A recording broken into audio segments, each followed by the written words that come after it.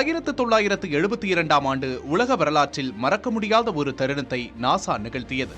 அதுதான் அப்போலோ 16 பயணம்.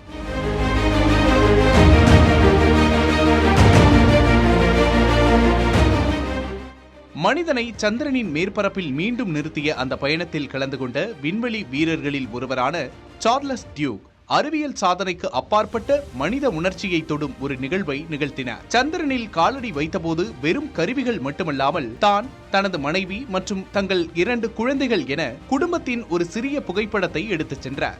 அதோடு நிறுத்தாமல் அந்த புகைப்படத்தை நிலவின் மேற்பரப்பிலேயே வைத்துவிட்டார். இதில் சுவாரஸ்யம் என்னவென்றால், அந்த புகைப்படத்தின் பின்னால் இது விண்வெளி வீரர் சார்லஸ் டியூக்கின் குடும்பம், பூமியிலிருந்து வந்தவர்கள். ஏப்ரல் 1972 நிலாவில் தர இறங்கியது என குறிப்பிட்டிருப்பதுதான்.